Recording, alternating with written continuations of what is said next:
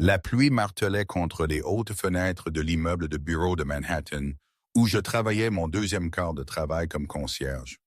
Chaque goutte faisant écho à l'épuisement qui s'était installé profondément dans mes os. À 23 ans, ma vie était devenue une danse de survie soigneusement chorégraphiée. Quart du matin comme secrétaire dans un cabinet d'avocats du centre-ville, cours du soir au collège communautaire 2 fois par semaine, et nuits à nettoyer des bureaux d'entreprise jusqu'à ce que mes mains se fissurent à cause des produits de nettoyage chimique et que mes pieds crient une grâce. Je me disais que c'était temporaire, qu'une fois que j'aurais terminé mon diplôme en commerce, tout changerait, que l'appartement studio exigu à Queens avec son odeur perpétuelle de moisissure et le voisin qui jouait de la basse à 3 heures du matin deviendraient un lointain souvenir. Mais il y a 6 mois, tout avait déjà changé d'une manière que je n'aurais jamais pu anticiper. D'une manière qui me terrifiait si complètement que j'avais passé chaque jour depuis lors à fuir une vérité que je ne pouvais plus cacher. Cela a commencé par un appel téléphonique de mon superviseur à la société de traiteurs où je prenais occasionnellement du travail supplémentaire les week-ends. Ils avaient besoin de quelqu'un à la dernière minute pour un événement privé au Céleste. Le genre d'hôtel où les portières portaient des gantes blanches et une seule nuit dans la suite présidentielle coûtait plus que ce que je gagnais en 3 mois. J'ai presque dit non. J'étais épuisé, mes pieds me faisaient encore mal d'un double quart de travail à la veille, mais le salaire était le triple de mon taux habituel et mon propriétaire venait de nouveau d'augmenter le loyer. Alors, j'ai mis la robe noire et le tablier blanc requis, attaché mes cheveux blonds foncés dans un chignon serré et me suis présenté à l'entrée de service avec 20 autres serveurs qui avaient l'air aussi fatigués et désespérés que moi. La salle de bal était à couper le souffle d'une manière qui semblait presque obscène. Des lustres en cristal qui coûtaient probablement plus que mes prêts étudiants, des sols en marbre si polis que je pouvais y voir mon reflet, et des invités ruisselants de marques de créateurs et de bijoux qui pourraient financer un petit pays. Je me déplaçais dans la foule avec des plateaux de champagne et d'hors d'oeuvre, invisibles de la manière dont les employés de service le sont toujours pour les riches, jusqu'à ce que je le sente. Cette sensation unmistakable d'être observé. Je me suis retourné et c'est là que je l'ai vu pour la première fois. Il se tenait près des fenêtres du sol au plafond donnant sur la ville, d'une taille impossible et dominant dans un costume anthracite parfaitement taillé qui coûtait probablement plus que ma voiture. Ses cheveux foncés étaient coiffés de cette manière lissée en arrière, parfaite et sans effort, que les hommes européens semblent maîtriser. Et même d'à travers la pièce, je pouvais voir les angles vifs de sa mâchoire, l'intensité de son regard, la façon dont tout le monde autour de lui semblait s'incliner légèrement, comme s'il reconnaissait un rayon de pouvoir invisible. Adrian Caruso. Je ne connaissais pas son nom alors, mais je l'apprendrais assez tôt, avec tout le reste qui le rendait à la fois fascinant et absolument terrifiant. Il n'a pas détourné le regard quand je l'ai surpris à fixer, n'a pas fait semblant d'un désintérêt poli comme la plupart des gens. Au lieu de cela, il a légèrement levé son verre en signe de reconnaissance, le coin de sa bouche se soulevant en quelque chose qui n'était pas tout à fait un sourire, mais qui contenait plus de sens que n'importe quel mot ne pouvait transmettre. Mon cœur a commencé à s'emballer d'une manière qui n'avait rien à voir avec l'effort physique de porter des plateaux lourds. Et je me suis dit de détourner le regard, de me rappeler que j'étais là pour travailler, pas pour m'emmêler avec des hommes qui portaient des montres Rolex et qui rayonnaient le danger comme du parfum. Mais il m'a trouvé quand même pendant ma pause dans le couloir de service vide, où j'essayais de reprendre mon souffle et de reposer mes pieds douloureux. Il est apparu si silencieusement que je ne l'ai pas remarqué jusqu'à ce qu'il parle.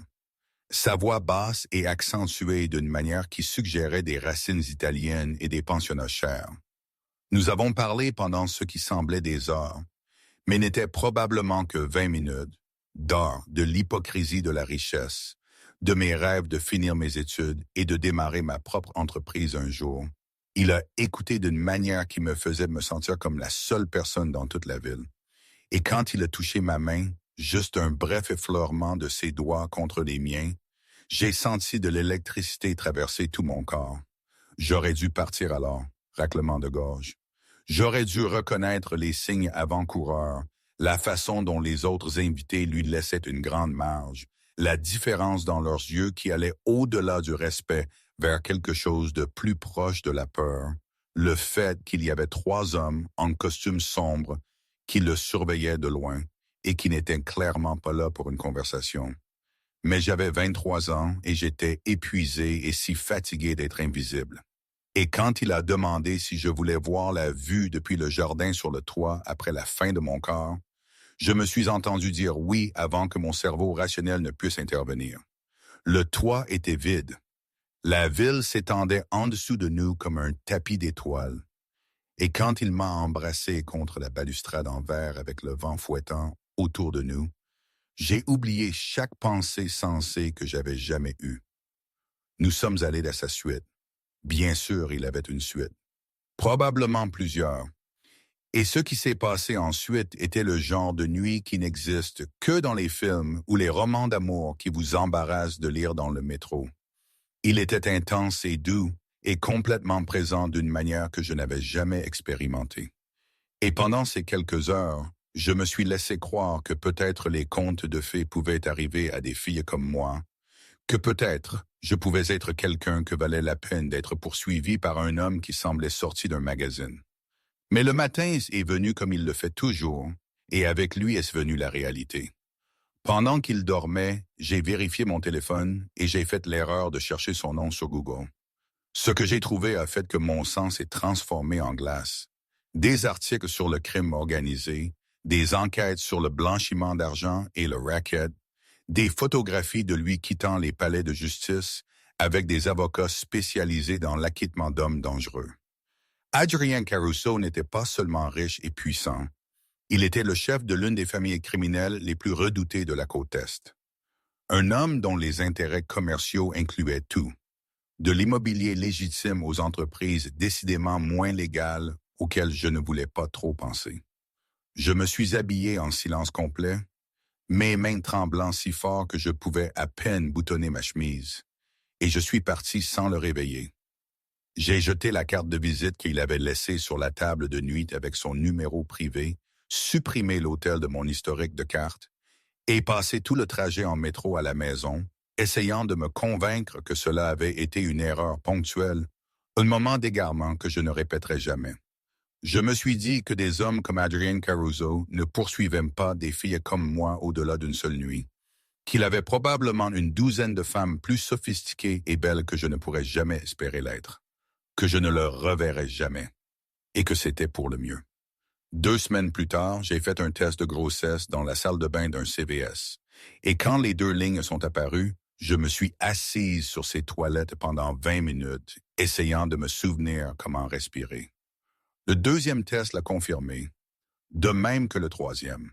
J'ai pris rendez-vous dans une clinique à Brooklyn sous un faux nom, payé en espèces, et écouté le médecin confirmer ce que je savais déjà.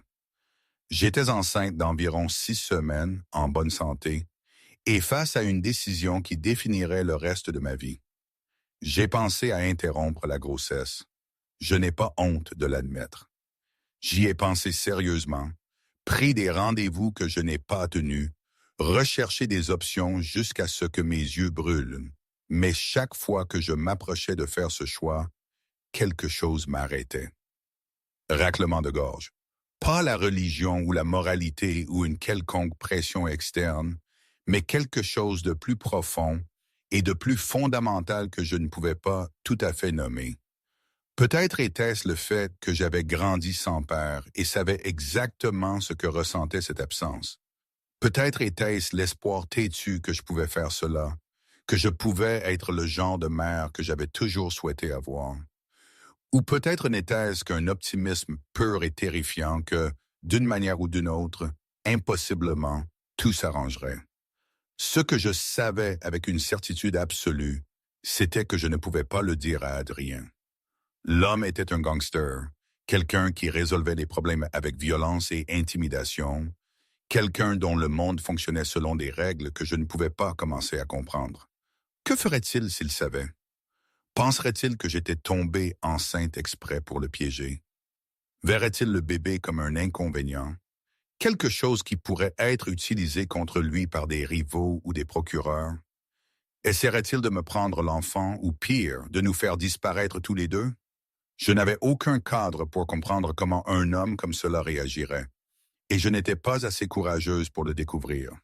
Alors, j'ai décidé de le cacher. J'ai déménagé dans un appartement différent à Washington Heights en utilisant une sous-location que j'ai trouvée par un ami d'un ami, payant 3 mois à l'avance en espèces. J'ai changé mon numéro de téléphone, supprimé tous mes comptes de médias sociaux et dit à tous ceux qui demandaient que je gérais des problèmes familiaux chez moi qui nécessitaient de la vie privée. Au travail, j'ai commencé à porter des vêtements progressivement plus amples, investi dans des vêtements de compression qui coûtaient plus que ce que je pouvais me permettre, et développé des mensonges élaborés sur une blessure au dos qui expliquaient pourquoi je me déplaçais prudemment et ne pouvais pas soulever d'objets lourds. Quand les nausées matinales ont frappé fort pendant mon 2e mois, je l'ai mis sur le compte d'une intoxication alimentaire et de migraines chroniques. Quand mon corps a commencé à changer d'une manière que je ne pouvais pas tout à fait cacher, j'ai arrêté d'aller aux événements d'entreprise, refusé les invitations à déjeuner et cultivé une réputation d'être asocial et intensément privé. Les mensonges s'accumulaient sur eux-mêmes, devenant plus élaborés et épuisants à chaque semaine qui passait. Au moment où j'ai atteint mon 5e mois, la tromperie était devenue un emploi à temps plein qui demandait plus d'énergie que mon emploi réel. Chaque matin commençait par la même routine prudente, debout de côté devant le miroir de ma salle de bain, évaluant à quel point mon corps avait changé pendant la nuit, élaborant une stratégie pour quelle combinaison de pull ample et de pantalons à taille haute dissimulerait le mieux la courbe qui devenait de plus en plus difficile à cacher. J'avais investi dans une garde-robe entière de blazers surdimensionnés de friperie, de tuniques fluides que je superposais stratégiquement et de foulards que je drapais de manière à détourner le regard de ma taille. Raclement de gorge. Mes collègues pensaient probablement que j'avais développé une obsession bizarre pour la mode ou que je cachais une prise de poids dramatique. Mais ils étaient trop polis ou trop désintéressés pour demander directement. Les défis physiques étaient implacables et impitoyables.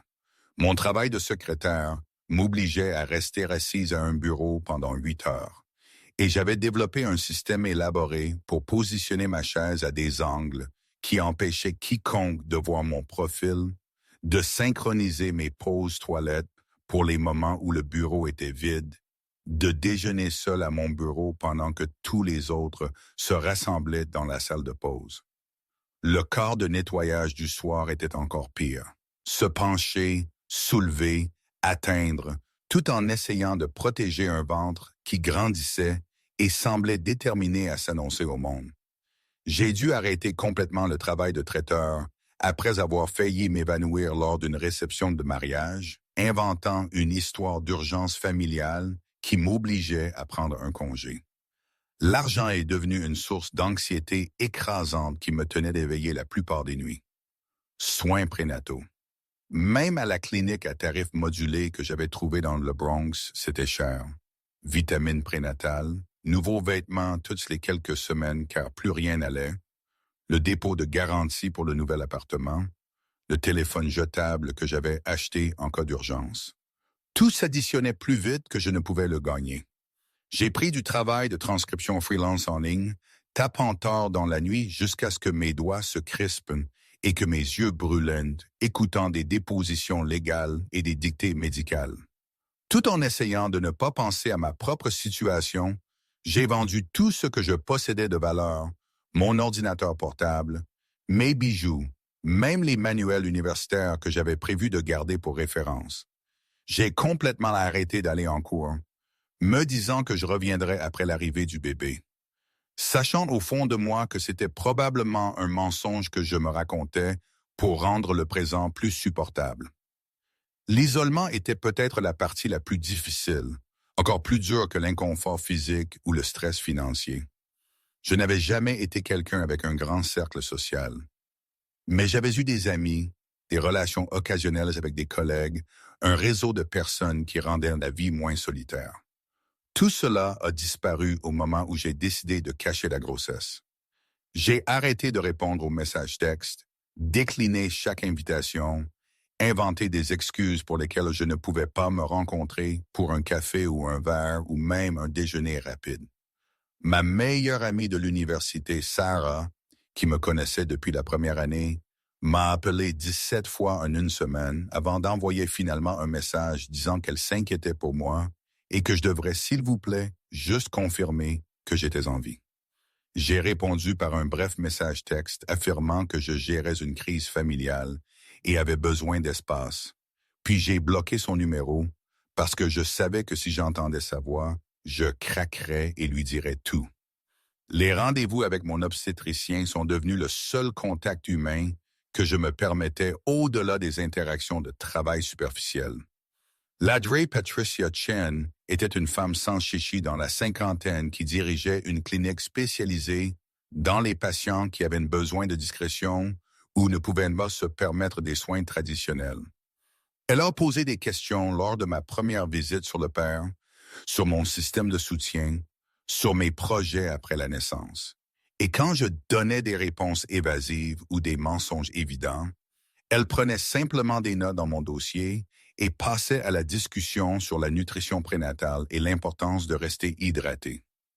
Chaque mois, je me présentais à mon rendez-vous, écoutais le battement de cœur qui me faisait toujours pleurer, peu importe combien de fois je l'entendais, regardais les images d'échographie que je gardais cachées dans une boîte verrouillée sous mon lit et recevais les mêmes conseils sur le repos et la bonne nutrition que je raclement de gorge ne pouvais pas toujours suivre. Le bébé est devenu réel pour moi graduellement.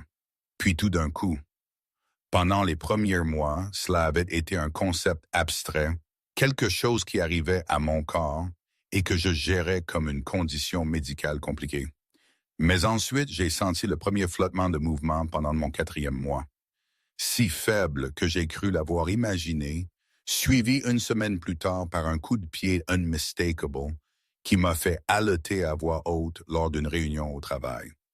Après cela, le bébé était une présence constante, une petite personne qui semblait avoir des opinions sur ce que je mangeais et quand je dormais, et définitivement sur ma posture. J'ai commencé à leur parler, jamais à voix haute où quelqu'un pourrait entendre, mais intérieurement dans ma tête pendant les longues nuits solitaires où l'insomnie me tenait éveillé. Je leur ai parlé de ma journée, des choses que je souhaitais pouvoir leur donner, du père qu'ils ne connaîtraient jamais. Et si cela me rendait égoïste ou protectrice ou juste désespérément effrayé. Je pensais constamment à Adrien, même si j'essayais de ne pas le faire. Je voyais des hommes dans le métro avec des corpulences similaires et mon cœur s'emballait avant que je ne réalise que ce n'était pas lui. Je rêvais de lui régulièrement. Parfois les bons souvenirs de cette nuit, la douceur de son toucher et la façon dont il m'avait regardé comme si j'étais importante, mais plus souvent des cauchemars où il découvrait la vérité et son expression devenait froide et dangereuse. Je l'ai googlé obsessivement pendant ces premiers mois, lisant chaque article que je pouvais trouver sur ses affaires, ses problèmes juridiques, son histoire familiale. Il y avait des photographies de lui à des galas de charité avec de belles femmes en robe de créateur, quittant des restaurants avec des associés qui semblaient tous pouvoir tuer quelqu'un sans transpirer, sortant des palais de justice avec cette même expression intense que je me souvenais de notre première rencontre. Un article le décrivait comme impitoyable mais juste, quelqu'un qui commandait la loyauté par une combinaison de peur et de véritable attention pour ceux sous sa protection. Un autre détaillait une altercation violente avec une organisation rivale qui s'était soldée par 3 morts et Adrien s'en sortant libre faute de preuves. Le contraste entre ces versions de lui et l'homme qui m'avait écouté parler de mes rêves pendant des heures, qui m'avait touché avec une attention si prudente, créait une dissonance cognitive que je ne pouvais pas résoudre. Lequel était réel? Les deux pouvaient-ils être vrais? Et qu'est-ce que cela disait de moi que je pensais toujours à lui avec quelque chose de plus compliqué que la pure peur? À mesure que ma grossesse progressait, la paranoïa s'intensifiait. Je suis devenu convaincu que quelqu'un me suivait, que je tournerais un coin et trouverais un de ces hommes attendant de m'escorter à une confrontation pour laquelle je n'étais pas préparé. Je variais mes itinéraires de retour, regardais par-dessus mon épaule constamment, évitais les endroits que j'avais mentionnés pendant notre brève conversation, au cas où il s'en souviendrait et viendrait chercher. Quand un SUV noir aux vitres teintées s'est gréré devant mon immeuble pendant 3 jours d'affilée, j'ai failli faire une crise de panique avant de réaliser qu'il appartenait au petit ami de ma voisine qui venait du New Jersey. Chaque coup inattendu à ma porte, chaque voix inconnue dans le couloir faisait s'emballer mon cœur et ma pensée tournoyer à travers de terribles scénarios. Le mensonge a eu un coup psychologique que je n'avais pas anticipé. Je n'avais jamais été quelqu'un qui mentait facilement ou souvent, m'était enorgueilli d'une honnêteté de base même quand c'était inconfortable. Mais maintenant, toute mon existence était construite sur la tromperie, couche sur couche de contre-vérités que je devais suivre attentivement pour éviter de me contredire. J'ai menti à mon propriétaire sur pourquoi j'avais besoin de rompre mon bail tôt. J'ai menti à mes employeurs sur des rendez-vous médicaux mystérieux qui devenaient plus fréquents. J'ai menti aux quelques personnes restantes dans ma vie sur pourquoi j'étais devenu si distante et peu fiable. Et je me mentais constamment à moi-même sur si je faisais la bonne chose ou si je prenais juste la voie lâche. Les pires moments venaient tard la nuit, quand j'étais seul avec mes pensées et les mouvements du bébé et le poids écrasant de l'incertitude quant à l'avenir. Je me couchais dans mon petit appartement, écoutant les sirènes et les cris de la rue en dessous et me demandant ce que je ferais quand le bébé arriverait. Comment pourrais-je me permettre des soins pour enfants? Pourrais-je gérer le travail et un nourrisson seul? Que dirais-je à mon enfant à propos de leur père quand il serait assez vieux pour demander? Continuerais-je à mentir, créant une fiction élaborée sur un homme qui n'existait pas? Ou dirais-je une version de la vérité qui leur laisserait plus de questions que de réponses? J'avais recherché toutes les options possibles, raclement de gorge et adoption, famille d'accueil, programme d'aide gouvernementale, organisation à but non lucratif qui aidait les mères célibataires. J'avais rempli des demandes de logements subventionnés et de bons de garde d'enfants et d'aide financière d'urgence. J'avais même cherché si je pouvais légalement abandonner le bébé sans nommer le père. Bien que la pensée me rendait malade de culpabilité et de honte. Mais aucune de ces options ne semblait juste. Semblait être la réponse que je cherchais. Et donc je continuais juste d'avancer jour après jour, me disant que d'une manière ou d'une autre, je trouverais une solution quand le moment viendrait. Mon corps changeait d'une manière qui m'étonnait et me terrifiait. Le bébé était actif maintenant, surtout la nuit quand j'essayais de dormir. Avec ce qui semblait des routines de gymnastique complètes qui faisaient bouger et onduler tout mon ventre. J'avais pris du poids malgré mon alimentation prudente. Mon visage plus rond qu'il ne l'avait jamais été. Mes chevilles enflées à la fin de chaque quart de travail. Mon dos me faisait constamment mal. Mes hanches semblaient ne pouvoir se fendre quand je marchais. Et j'avais développé ce dandinement que j'essayais désespérément de dissimuler comme une démarche normale.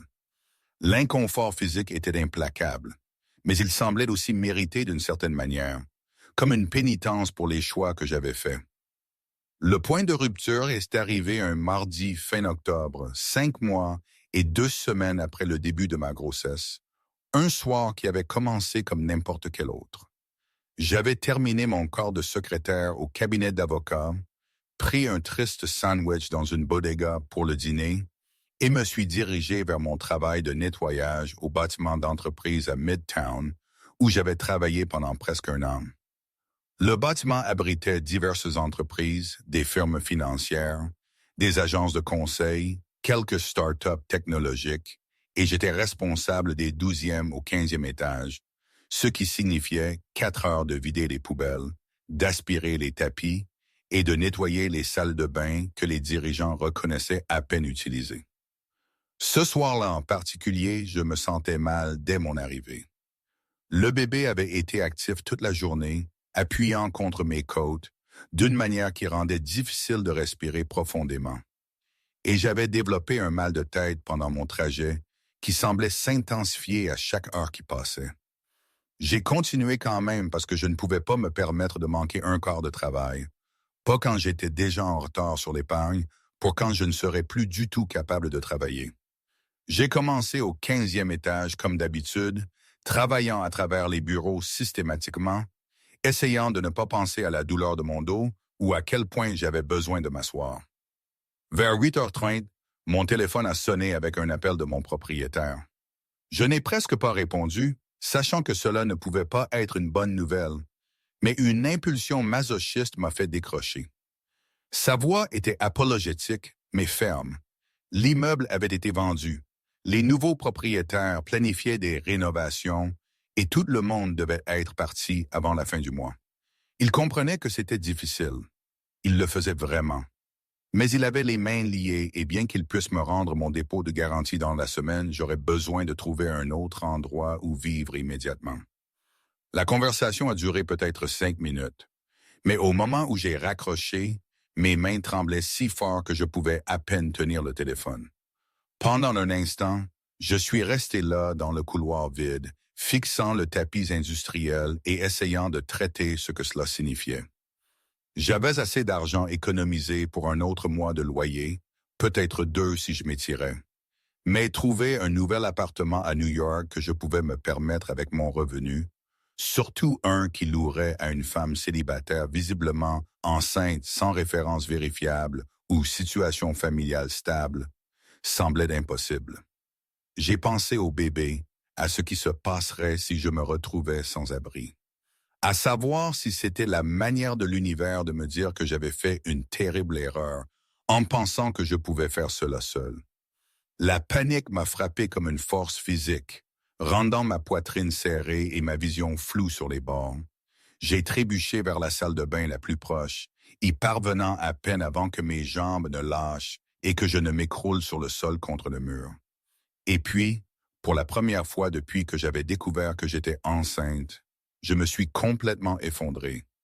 Les larmes sont venues en d'énormes sanglots haletants que je ne pouvais pas contrôler. Le genre de pleurs qui fait trembler tout votre corps et votre gorge à vif. J'ai serré mes bras autour de mon ventre, sentant le bébé bouger en moi, et j'ai pleuré pour tout ce que j'avais perdu et tout ce que j'avais encore peur de perdre. Je ne sais pas combien de temps je suis restée assise là sur ce sol car les froids, penché sur mon ventre de femme enceinte dans une salle de bain vide d'un bâtiment où j'étais censé travailler. Cela aurait pu être 5 minutes ou 30. Tout ce que je savais, c'est qu'à un moment donné, j'ai pris conscience de pas dans le couloir, lourd et délibéré, s'arrêtant juste devant la porte de la salle de bain. J'ai essayé de calmer mes pleurs pour me ressaisir, mais mon corps ne coopérait pas. La poignée de porte a tourné même si je l'avais verrouillée, puis tout le cadre de la porte a tremblé alors que quelqu'un l'ouvrait de force avec ce qui ressemblait à un seul coup de pied puissant. J'ai levé les yeux, les larmes coulant toujours sur mon visage, et je l'ai vu. Raclement de gorge. Adrienne Caruso se tenait dans l'embrasure de cette salle de bain comme une apparition de mes pires cauchemars et de mes désirs les plus secrets. Vêtue d'un costume 3 pièces bleu marine qui coûtait probablement plus que ce que je gagnais en 6 mois.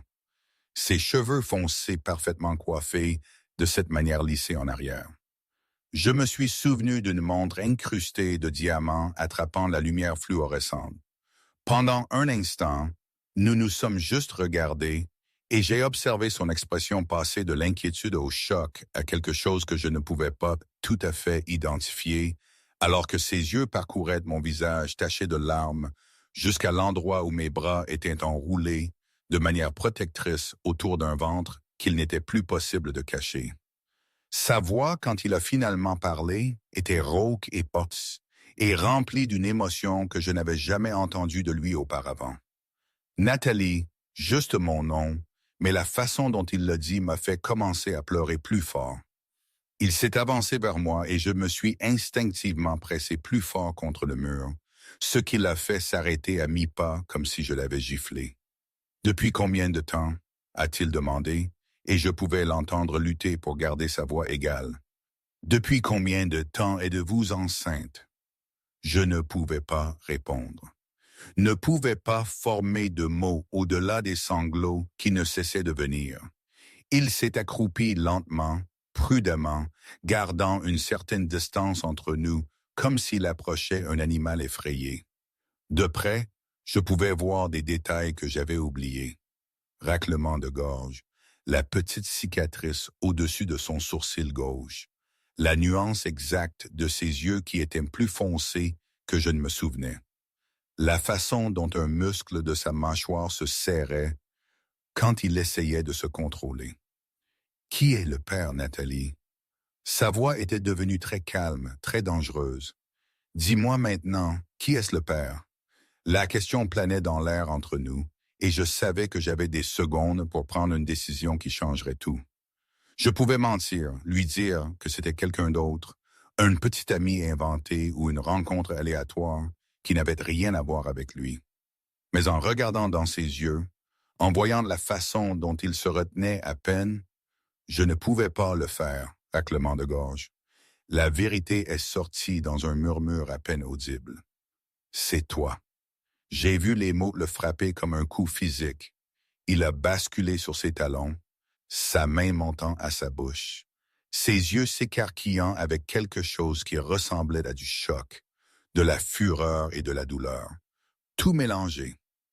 Tu me dis, a-t-il dit lentement, son accent s'épaississant comme il l'avait fait cette nuit-là quand ses émotions avaient vaincu son contrôle prudent. Que tu as porté mon enfant pendant? Il a fait un geste vers mon ventre évident. Des mois et tu n'as pas pensé que je méritais de savoir. J'avais peur. J'ai réussi à dire à travers mes larmes. Je ne savais pas ce que tu ferais. Je ne savais pas si tu... Je ne pouvais pas finir la phrase. Ne pouvais pas articuler tous les scénarios terribles que j'avais imaginés. Son expression s'est durcie, et quand il a reparlé, sa voix était assez froide pour me faire frissonner. Qu'est-ce que tu pensais que je ferais, Nathalie? Qu'as-tu imaginé exactement? Il s'est levé brusquement, arpentant la petite salle de bain comme un animal en cage. As-tu pensé que je te ferais du mal, te forcerais à faire quelque chose que tu ne voulais pas, te ferais disparaître? Chaque question était plus tranchante que la précédente, et je pouvais entendre une douleur véritable sous la colère. Je ne te connais pas, j'ai dit, et c'est sorti plus défensif que je ne l'avais voulu. Nous avons passé une nuit ensemble. Je ne connaissais que ce que je lisais sur toi en ligne, et rien de tout cela ne suggérait que tu serais heureux d'une grossesse accidentelle avec quelqu'un que tu connaissais à peine. Il s'est tourné vers moi si vite que j'ai tressailli. Une noix, a-t-il répété, sa voix incrédule. Tu penses que ce n'était qu'une nuit pour moi? Tu penses que je n'ai pas passé les 6 derniers mois à essayer de te trouver, à me demander ce que j'avais fait de mal pour te faire fuir comme si j'étais une sorte de monstre? Il a passé sa main dans ses cheveux, perturbant la coiffure parfaite.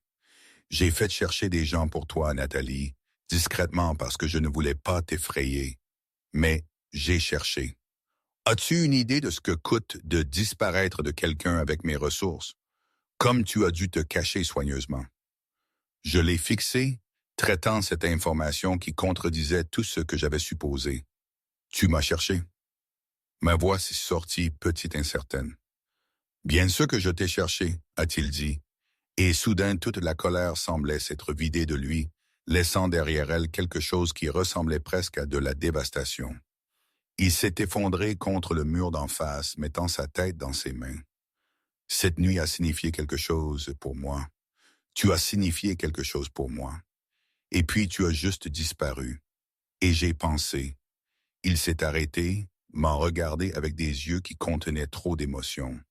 J'ai pensé que j'avais imaginé la connexion, que j'avais mal interprété tout, que j'étais juste un autre homme riche qui s'était convaincu qu'une belle femme le voulait réellement pour plus que son argent.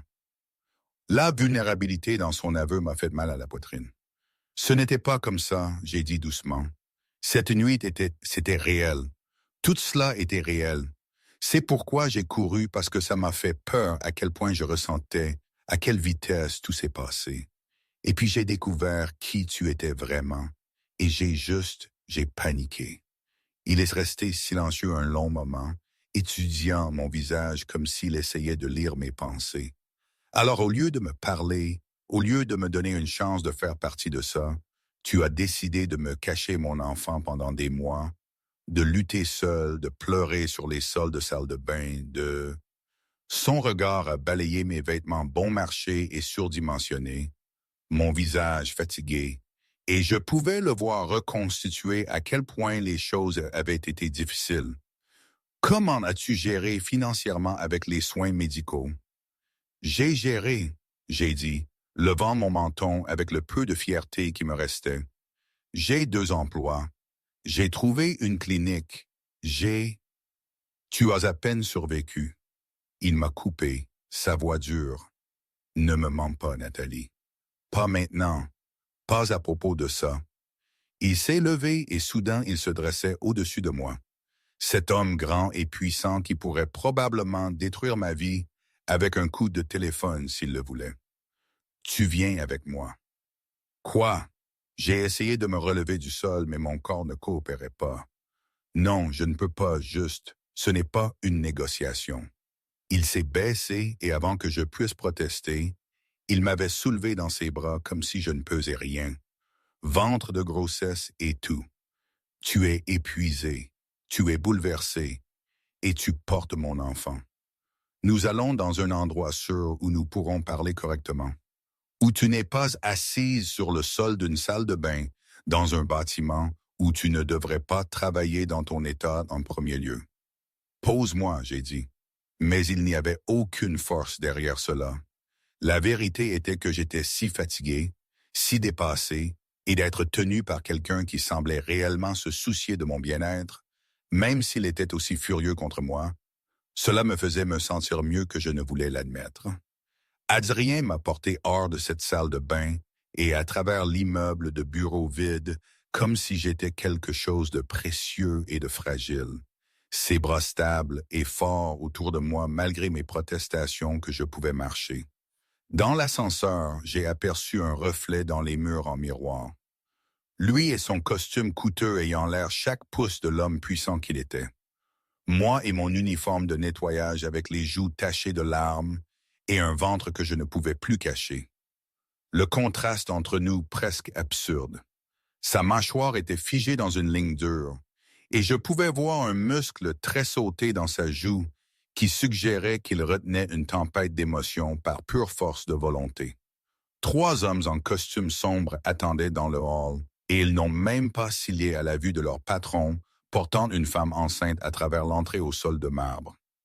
L'un d'eux s'est avancé pour ouvrir la porte d'un SUV noir qui s'était arrêté au trottoir. Un autre a parlé doucement dans son téléphone dans ce qui ressemblait à de l'italien, et le troisième a scanné la rue avec la vigilance exercée de quelqu'un qui attend des ennuis. Adrienne m'a installé sur la banquette arrière avec une douceur surprenante avant de se glisser à côté de moi, et en quelques secondes, nous nous déplacions dans le trafic de Manhattan avec le genre d'efficacité fluide qui suggérait que le conducteur l'avait fait d'innombrables fois auparavant. J'ai regardé par la fenêtre, observant les lumières de la ville passer en flou, essayant de traiter ce qui se passait. C'était le scénario dont j'avais eu peur pendant des mois. Être trouvé, être confronté, être entraîné dans le monde d'Adrienne, que je le veuille ou non, sauf que cela ne se déroulait pas comme je l'avais imaginé. Il ne me menaçait pas ou n'essayait pas de prendre le contrôle par l'intimidation. Raclement de gorge. Il était juste assis là à côté de moi, jetant occasionnellement un coup d'œil à mon ventre avec une expression que je ne pouvais pas tout à fait lire.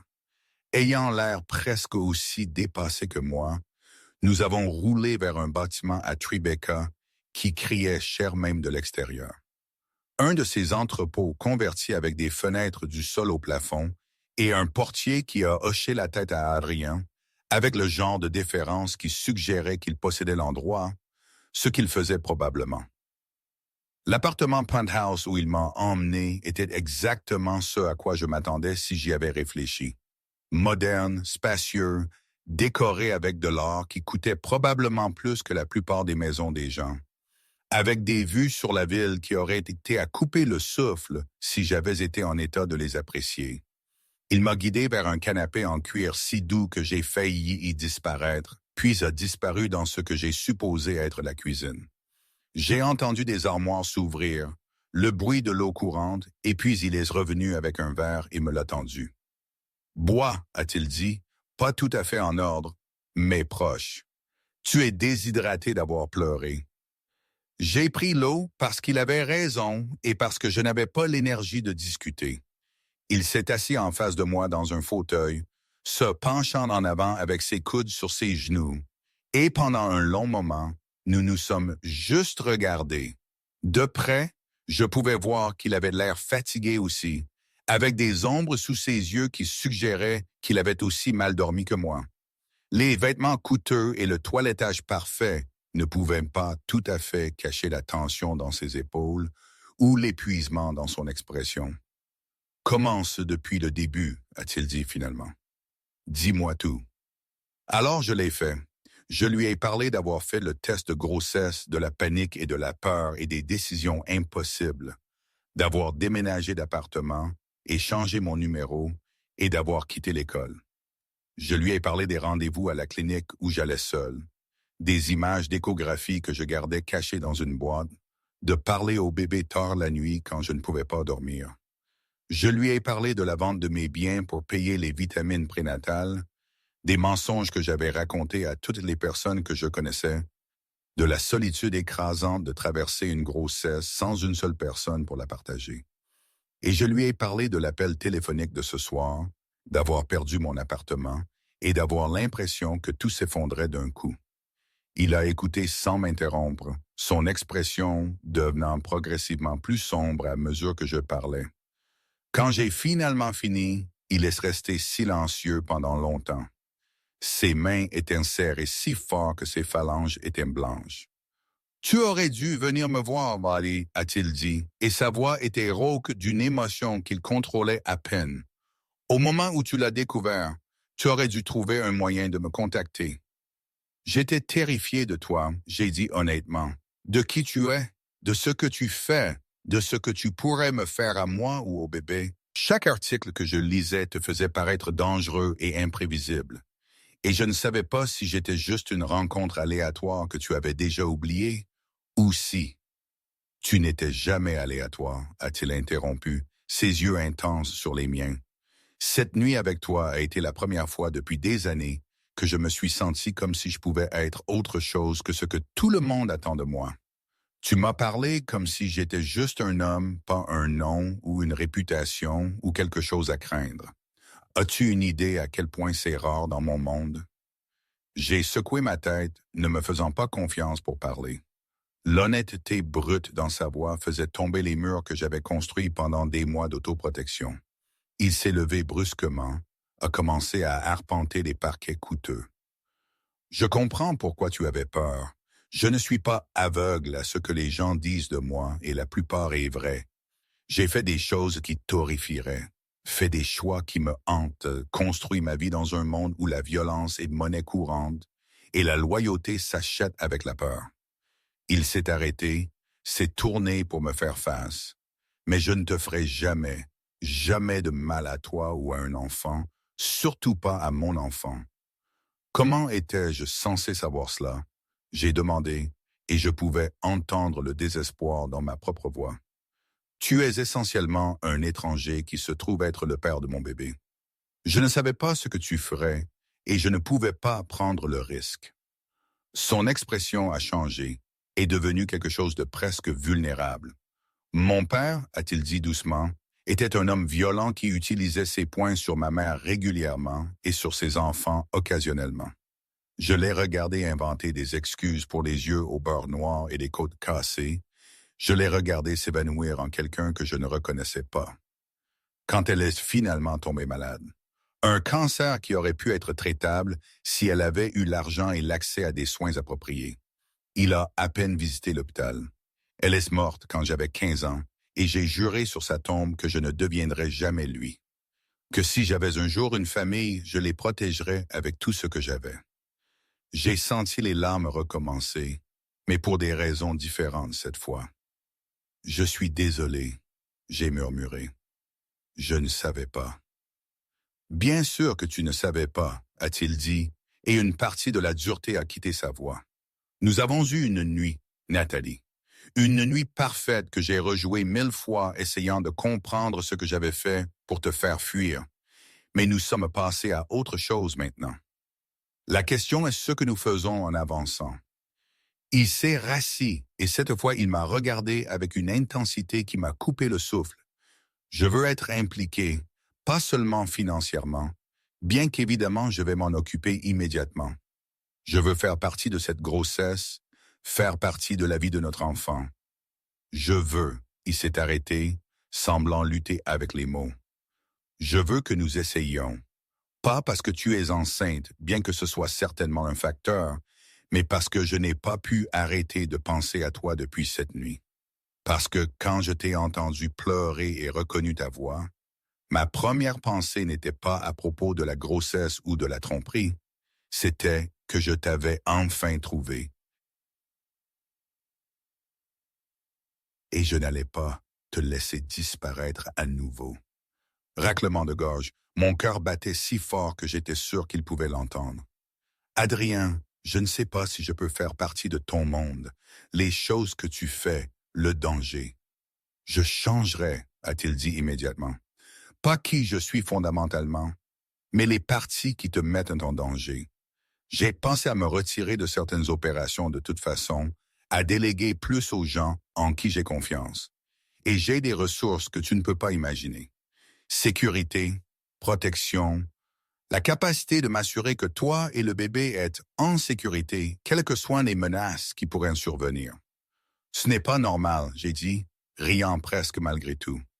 Les gens normaux n'ont pas besoin d'équipes de sécurité et de détails de protection. Nous avons cessé d'être des gens normaux au moment où tu es tombé enceinte de l'héritier de la famille Caruso, a-t-il dit sans embâche. Que tu le veuilles ou non, cet enfant vous rend tous les deux des cibles. Mes ennemis te verront comme un levier, comme une faiblesse qu'ils peuvent exploiter. La seule façon de te garder en sécurité est de t'intégrer pleinement à ma protection, de faire comprendre que te toucher signifie la guerre avec moi.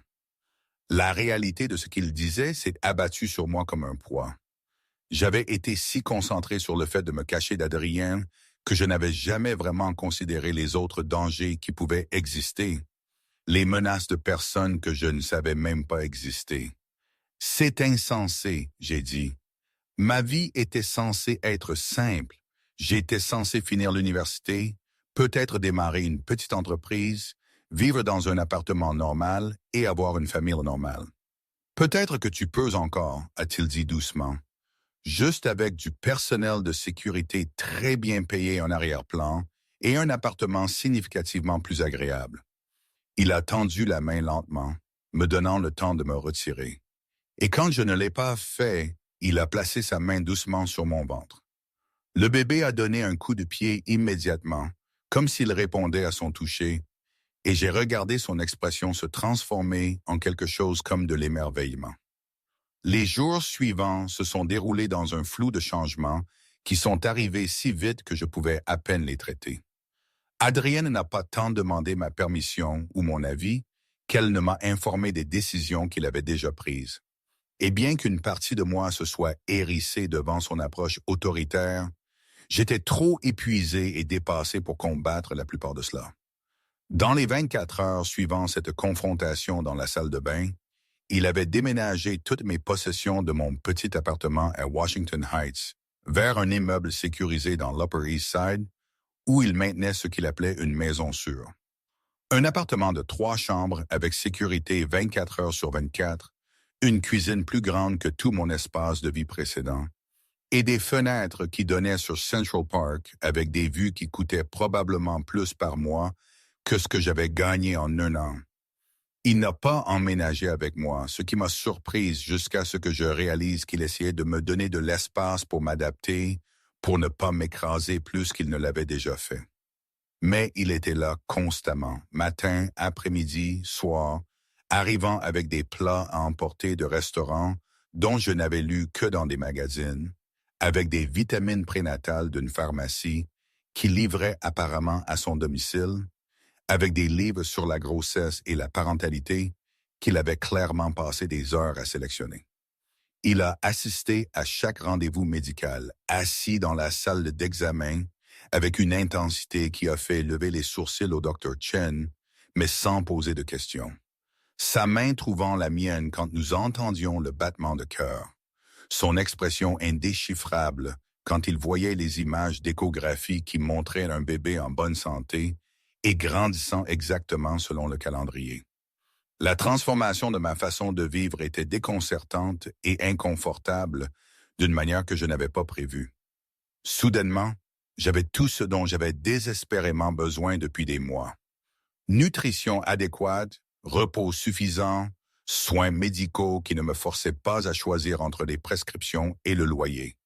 Mais tout accepter me donnait l'impression d'avoir perdu quelque chose de fondamental concernant mon indépendance.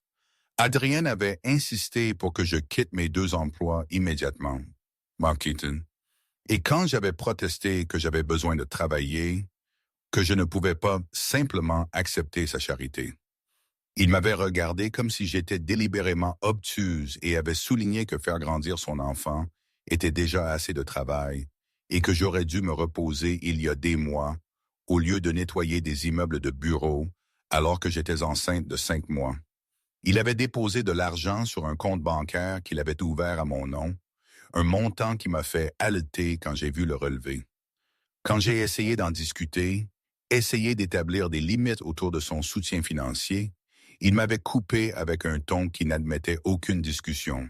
« Tu portes mon héritier », avait-il dit. Et il y avait quelque chose dans sa voix qui rendait clair que c'était non négociable. Chaque seule chose dont tu as besoin, chaque confort qui rend cette grossesse plus facile, chaque dépense liée au bébé. Ce n'est pas de la charité, Nathalie. C'est ma responsabilité et franchement mon privilège. N'insulte aucun de nous en prétendant que tu n'as pas besoin d'aide. Mais ce n'était pas seulement une question d'argent ou de confort ou de logistique. Ce qui me troublait le plus était la façon dont Adrienne était autour de moi, comment il semblait essayer sincèrement d'être différent de ce que j'avais attendu. Il était toujours intense, toujours autoritaire, toujours clairement quelqu'un qui avait l'habitude d'obtenir ce qu'il voulait et avait le pouvoir de le faire arriver. Mais avec moi, il était prudent d'une manière qui suggérait qu'il se surveillait constamment, retenant des impulsions qui pourraient m'effrayer ou me faire m'éloigner. Il a demandé avant de toucher mon ventre, même si je pouvais voir à quel point il voulait sentir le bébé bouger. Il écoutait quand je parlais de mes peurs ou de mes préoccupations, sans essayer de tout réparer immédiatement. Il m'apportait des livres et de la musique et des quantités ridicules de nourriture, apprenant mes préférences par essai et erreur, avec une concentration qui aurait été touchante si ce n'était pas aussi légèrement écrasante. Nous avons parlé plus que je ne l'avais prévu de tout et de rien. Il m'a parlé de son enfance dans sa famille, des attentes et des pressions, et de la violence qu'il avait façonnée, de sa mère qu'il avait aimée, et de son père qu'il avait craint et finalement remplacé.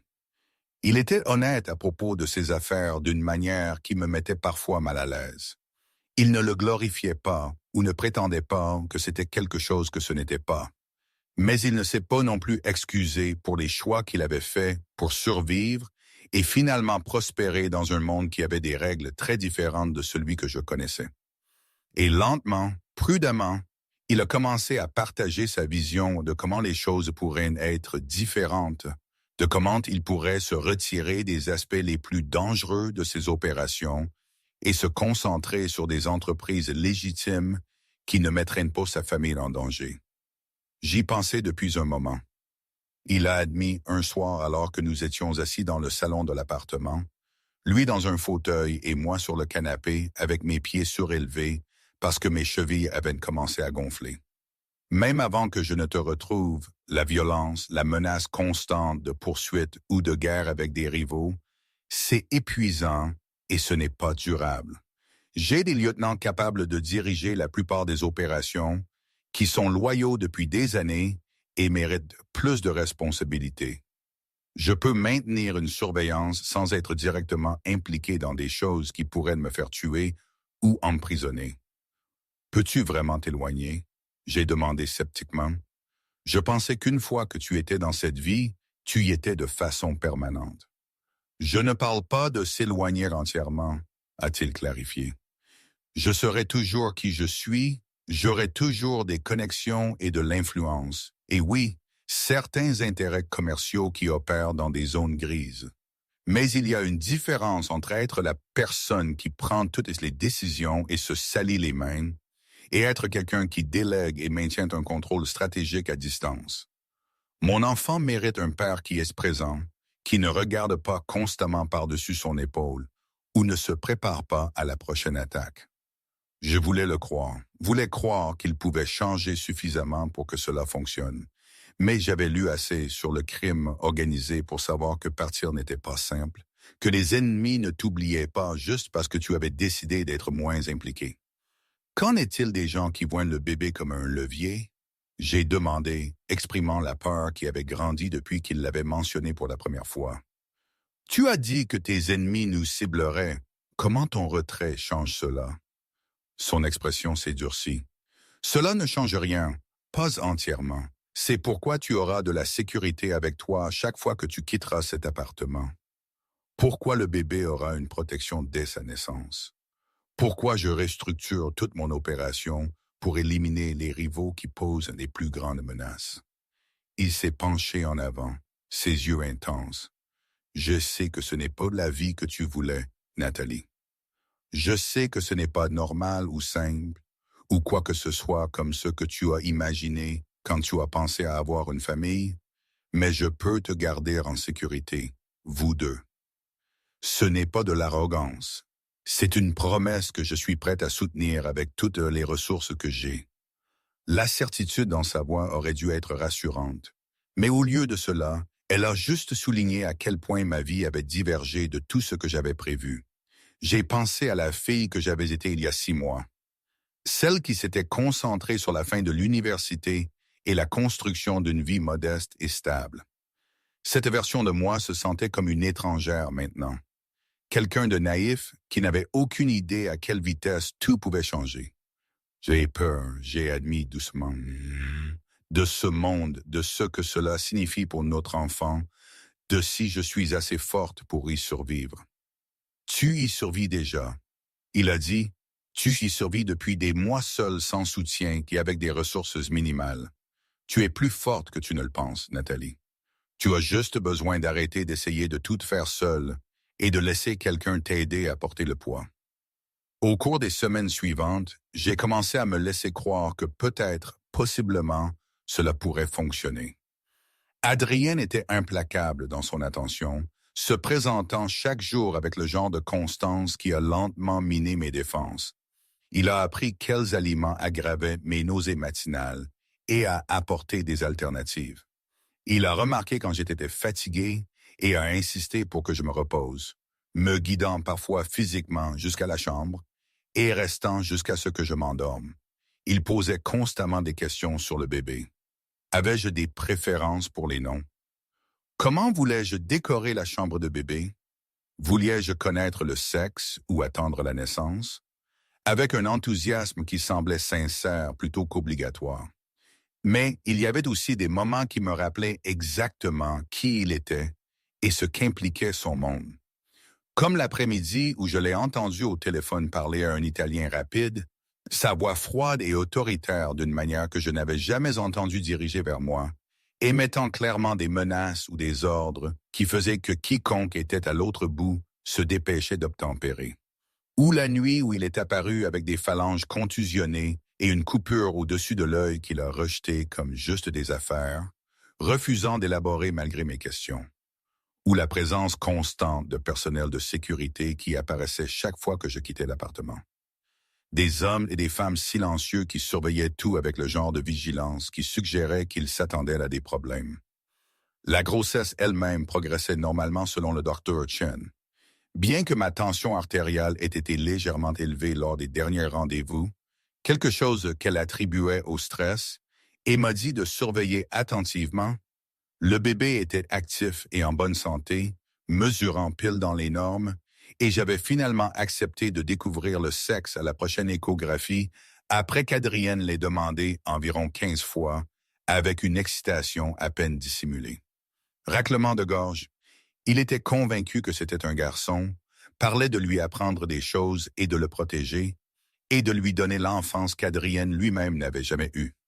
Et la tendresse dans ces moments me faisait mal à la poitrine avec des émotions compliquées que je n'étais pas prête à nommer. Nous n'avions pas discuté des spécificités de notre relation. Nous n'avions pas défini ce que nous étions l'un pour l'autre, au-delà de deux personnes ayant un bébé ensemble. Il n'avait pas essayé de m'embrasser ou de me toucher d'une manière qui dépassait la façon prudente, presque révérencieuse, dont il posait ses mains sur mon ventre pour sentir le bébé bouger. Je ne savais pas si c'était parce qu'il me donnait de l'espace pour m'adapter ou s'il ne me voyait simplement plus de cette façon. Et j'avais trop peur de demander parce que je n'étais pas sûr de la réponse que je voulais entendre.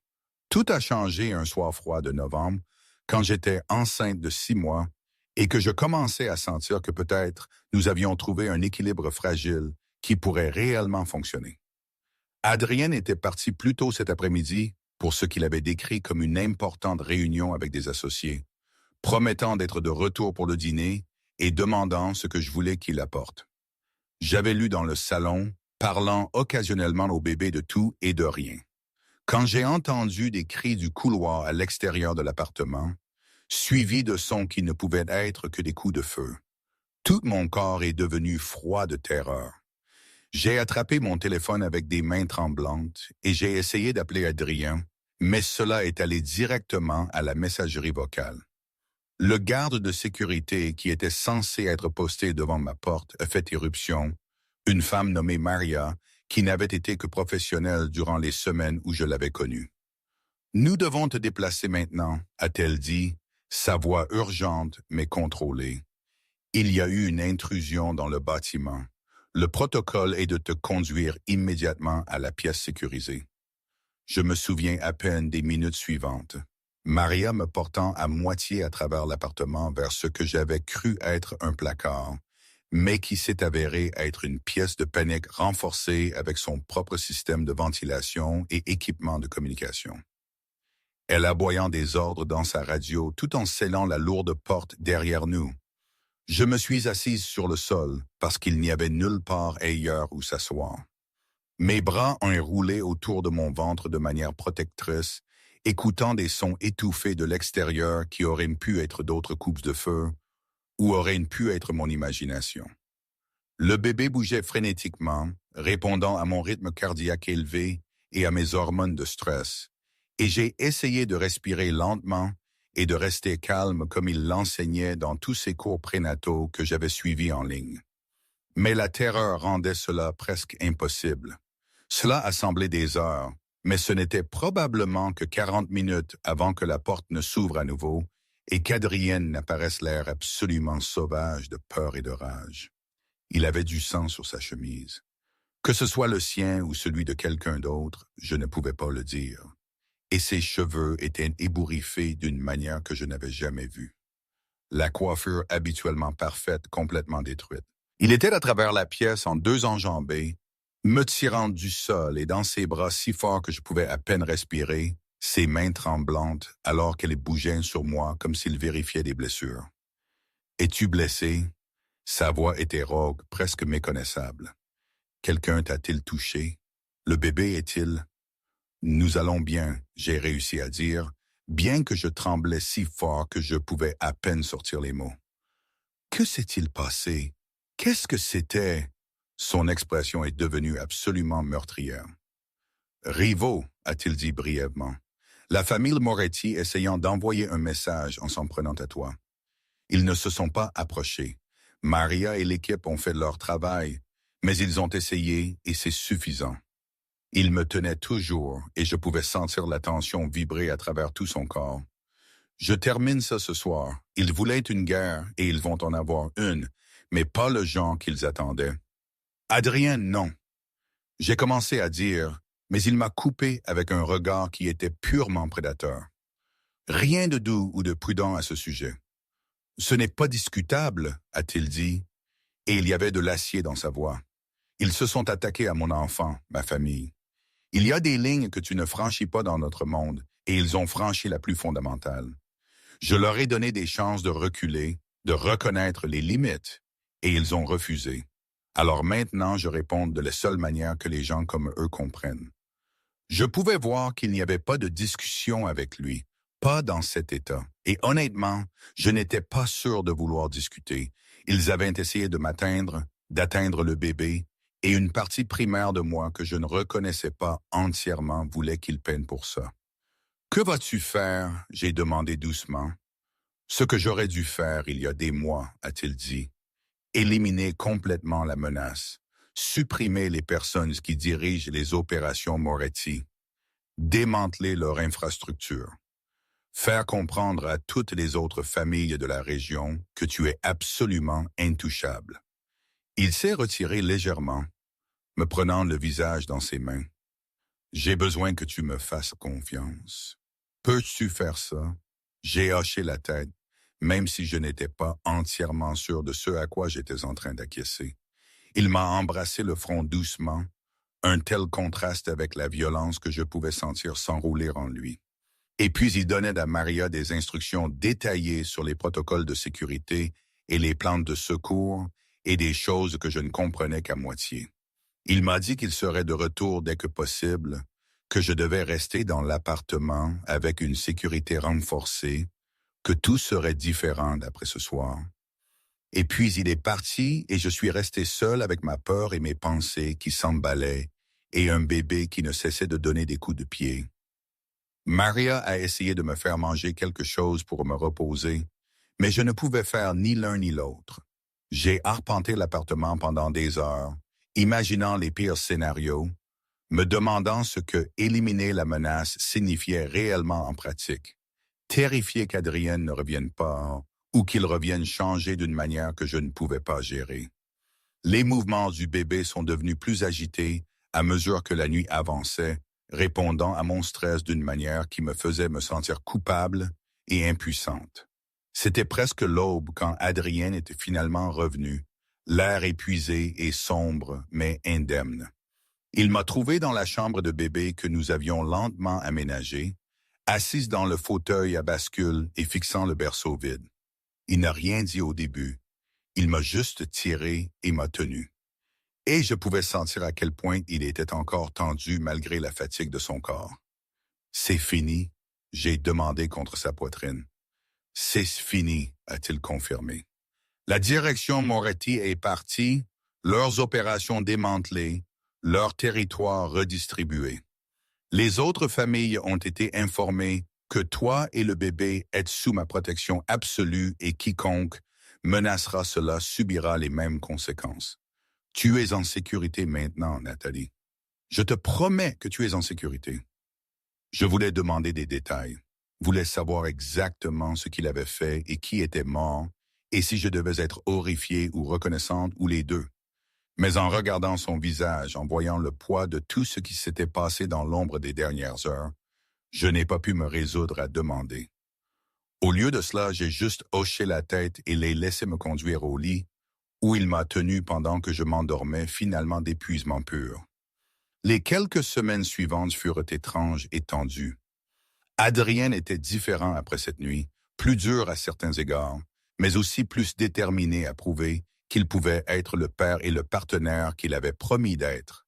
Il a accéléré ses plans de se retirer des opérations directes, a promu des gens en qui il avait confiance pour gérer les affaires quotidiennes et a passé plus de temps avec moi que je ne l'avais jamais prévu.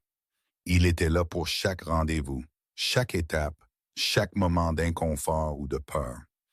Il lisait des livres sur la grossesse avec une intensité qui aurait été amusante si ce n'était pas aussi touchant. A posé tellement de questions au Dr. Chen qu'elle a commencé à allouer du temps supplémentaire à nos rendez-vous et s'est généralement jetée dans la préparation à la paternité avec la même concentration qu'il avait probablement appliquée autrefois à la construction de son empire.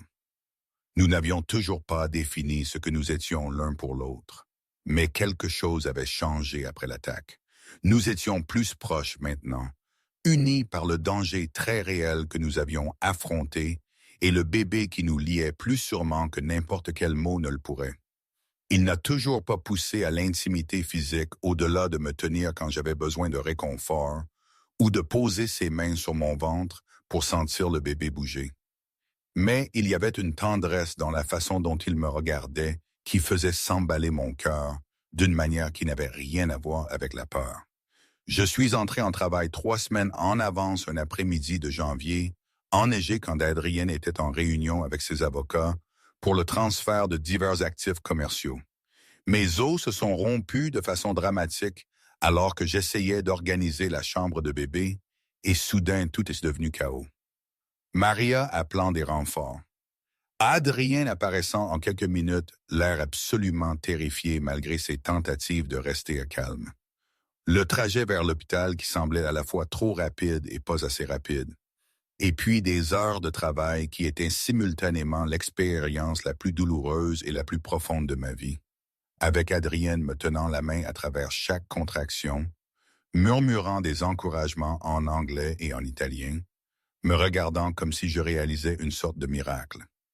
L'attaque est survenue pendant la dernière phase du travail quand j'étais trop loin pour vraiment traiter ce qui se passait. J'ai entendu des cris, j'ai vu Adrien sortir une arme de quelque part, je l'ai vu se positionner entre moi et la porte avec une expression qui promettait la mort à quiconque la franchirait. Maria et le reste de l'équipe de sécurité ont bouclé la salle d'accouchement pendant que la sécurité de l'hôpital traitait ce qui s'est avéré être une dernière tentative désespérée d'associer Moretti, restant pour nous nuire. C'était fini en quelques minutes. La menace neutralisée avant qu'elle ne puisse s'approcher de nous. Mais cela a cimenté quelque chose de fondamental. Notre enfant naissait dans la violence que je le veuille ou non, et la seule façon de les protéger était d'accepter pleinement le monde d'Adrienne. Et puis après des heures de douleur et de peur et d'effort, notre fils est né. Adrienne a coupé le cordon ombilical avec des mains qui tremblaient légèrement. Et quand le médecin a placé notre bébé dans ses bras, j'ai vu cet homme dangereux et puissant, qui avait tué des gens quelques semaines auparavant, s'effondrer complètement. Il a pleuré en tenant notre fils, a murmuré des promesses en italien, que je ne pouvais pas comprendre, mais que je sentais dans mes os, et m'a regardé avec une émotion si brute que j'ai commencé à pleurer aussi. « Je vais te protéger », a-t-il dit, et je savais qu'il parlait de nous deux. Vous deux. Quoi qu'il en coûte, de quelque manière que je doive changer, je le ferai. Tu es ma famille maintenant, Nathalie. La seule chose qui compte. J'ai tendu la main pour toucher son visage. Cet homme qui me terrifiait et me réconfortait à part égale, et a dit les mots qui s'étaient accumulés pendant des semaines. Je t'aime. Je ne sais pas quand c'est arrivé ou si c'est intelligent ou si je fais une terrible erreur, mais je t'aime. Son expression s'est transformée en quelque chose qui ressemblait à de l'émerveillement et du soulagement et de la détermination tout mélangé. Je suis tombé amoureux de toi cette première nuit, a-t-il admis, et je suis tombé plus fort depuis. Je sais que mon monde est violent et dangereux et pas ce que tu voulais, mais je jure que je passerai le reste de ma vie à m'assurer que tu ne regretteras jamais de m'avoir donné cette chance. Il m'a embrassé alors finalement, avec notre fils entre nous et le son des équipes de sécurité derrière la porte, et la connaissance que rien de notre vie ne serait normal ou facile. Mais en regardant notre bébé, cette petite personne parfaite que nous avions créée, j'ai réalisé que peut-être le normal était surfait de toute façon. Peut-être que ce que nous avions était meilleur, plus difficile et plus effrayant et exigeant plus de courage que je ne savais en posséder, mais réel d'une manière qui transcendait tout conte de fées que j'avais autrefois imaginé. Dans les jours qui ont suivi, Adrien a tenu ses promesses. Il s'est retiré de ses opérations les plus dangereuses et restructuré toute son organisation pour prioriser la sécurité de notre famille et a commencé le long processus de transition vers des entreprises légitimes qui ne mettraient pas notre fils en danger. Ce n'était pas une transformation complète. Il était toujours qui il était, avait toujours des connexions et du pouvoir qui opérait dans l'ombre. Mais c'était un changement sincère, le genre qui venait d'aimer quelque chose plus qu'il n'aimait le pouvoir. Nous avons déménagé dans une maison en dehors de la ville, avec une sécurité qui rivalisait avec une forteresse, créé une vie qui équilibrait les besoins commerciaux d'Adrienne avec la sécurité de notre fils et mon sens de moi-même se reconstruisant lentement. J'ai recommencé à prendre des cours en ligne, travaillant à terminer mon diplôme selon mon propre calendrier. Avec le plein soutien et l'encouragement d'Adrienne, nous avons construit quelque chose qui ressemblait presque à une famille normale, si vous ignoriez la sécurité armée et les réunions occasionnelles avec des personnes qui opéraient clairement en dehors de la loi. Notre fils, que nous avons nommé Marco d'après le nom de jeune fille de la mère d'Adrienne, a grandi en sachant qu'il était aimé farouchement par ses deux parents, protégé absolument un héritier d'un héritage compliqué que nous l'aiderions à naviguer quand il serait assez vieux pour comprendre. Et j'ai appris que l'amour ne ressemble pas toujours à ce que vous attendez. Que parfois la personne dont vous avez le plus peur devient la personne sans laquelle vous ne pouvez pas imaginer vivre. Et que la famille, la vraie famille, vaut chaque risque, chaque peur et chaque moment de courage qu'il faut pour la choisir plutôt que la sécurité. J'avais caché la vérité pendant des mois, terrifié de ce qu'Adrienne ferait s'il découvrait la grossesse. Mais finalement, être trouvé avait été la meilleure chose qui aurait pu arriver. Pas parce que son argent ou sa protection rendait la vie plus facile, bien qu'il le faisait certainement, mais parce qu'être avec lui, construire cette famille ensemble, m'avait appris que l'amour n'arrive pas toujours dans des paquets sûrs et prévisibles. Parfois, il arrive enveloppé de dangers et de complications et de choix qui vous terrifient, et vous devez être assez brave pour l'atteindre quand même. Raclement de gorge. Parfois, la personne dont vous avez le plus peur devient la personne en qui vous avez le plus confiance complètement. Et parfois, cacher la vérité retarde, mais n'empêche pas l'inévitabilité de l'amour qui vous trouve exactement quand vous en avez le plus besoin, même si vous avez trop peur